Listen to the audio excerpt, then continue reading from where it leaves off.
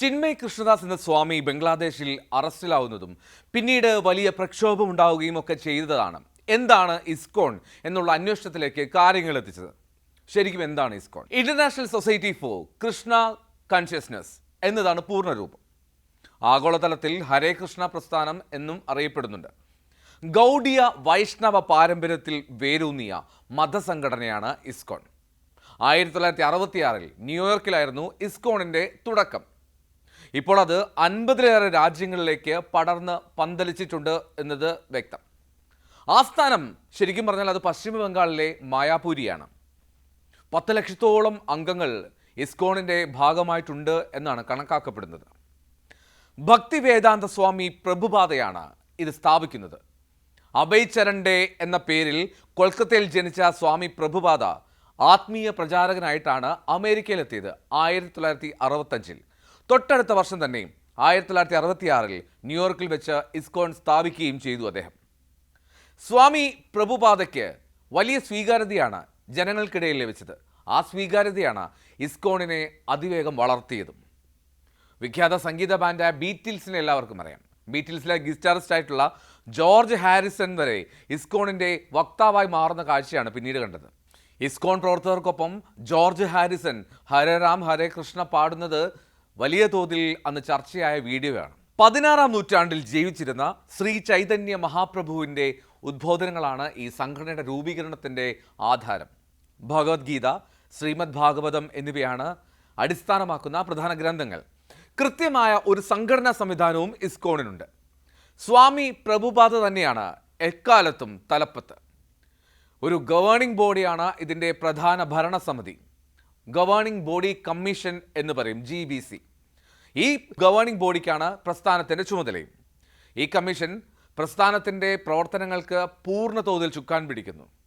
ഇസ്കോണിൻ്റെ തത്വമോ അത് കൃഷ്ണഭക്തിയിലാണ്. കൃഷ്ണഭക്തിയിൽ കേന്ദ്രീകരിച്ചുള്ള ആത്മീയ പ്രചാരണം.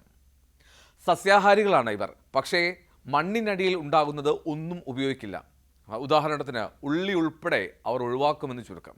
അങ്ങനെ വ്യത്യസ്തമായിട്ടുള്ളൊരു ജീവിത രീതിയും അവർ അവലംബിക്കുന്നു എന്നുള്ളതാണ്.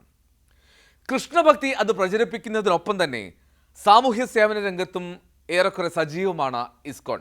ഇതാണ് മറ്റൊരു പ്രധാനപ്പെട്ട കാരണം ഇത്ര വലിയ സ്വീകാര്യത എല്ലായിടങ്ങളിലും ഇസ്കോണിന് ലഭിക്കുന്നതിൽ.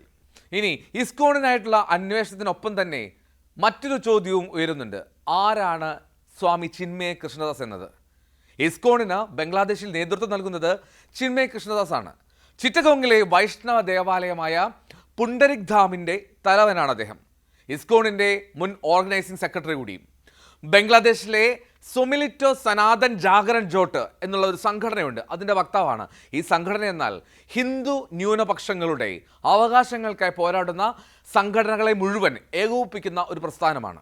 ഹിന്ദുക്കൾക്കെതിരെ ബംഗ്ലാദേശിൽ വ്യാപകമായി അക്രമം നടക്കുന്നു എന്നുള്ളൊരു പ്രചാരണം അതിന് പ്രധാനമായി ചുക്കാൻ പിടിക്കുന്നതും ഈ സംഘടനയായിരുന്നു. അതിന് നേതൃത്വം നൽകിയത് ചിന്മയ് കൃഷ്ണദാസ്. ചന്ദൻ കുമാർ ധർ എന്നതാണ് യഥാർത്ഥത്തിൽ ഈ ചിന്മയ് കൃഷ്ണദാസിൻ്റെ പേര്. അദ്ദേഹത്തിനെതിരെ ഇപ്പോൾ ചുമത്തിയിരിക്കുന്നത് രാജ്യദ്രോഹ കുറ്റമാണ്. അങ്ങനെയാണ് അറസ്റ്റിലാവുന്നത്. ചിറ്റഗോങ്ങിലെ ഒരു റാലി നടന്നു. ആ റാലിക്കിടയിൽ ദേശീയ പതാകയെ അപമാനിച്ചു എന്നാണ് പരാതി. ഒക്ടോബർ 31 ചിന്മയ് കൃഷ്ണദാസിനും മറ്റ് 18 പേർക്കുമെതിരെയായിരുന്നു ഈ ഒരു കേസ് രജിസ്റ്റർ ചെയ്യുന്നത്. Bangladesh nationalist party general secretary ആയിട്ടുള്ള ഫിറോസ് ഖാനാണ് ഇങ്ങനൊരു പരാതിയുമായി മുന്നോട്ട് വന്നത്. അറസ്റ്റിനെ തുടർന്നാണ് ഈ പ്രക്ഷോഭം മുഴുവനുണ്ടാവുകയും പബ്ലിക് പ്രോസിക്യൂട്ടറായിട്ടുള്ള സൈഫുൽ ഇസ്ലാം എന്നയാൾ കൊല്ലപ്പെടുകയും ചെയ്തത്. ഈ കൊലപാതകത്തോടെ ഇസ്കോണിനെ നിരോധിക്കണം എന്ന ഹർജിയുമായി മറ്റൊരു അഭിഭാഷകൻ രംഗത്തെത്തി. ഇസ്കോണിനെ പറ്റി അങ്ങനെ കോടതി ആരായുകയാണ് സർക്കാരിനോട്.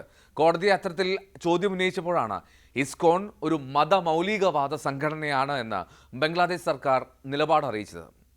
ചിന്മയ് കൃഷ്ണദാസിനെ വിട്ടയക്കണമെന്ന ഇന്ത്യയുടെ ആവശ്യവും ഇതിനിടെ ചർച്ചയാവുകയുണ്ടായി.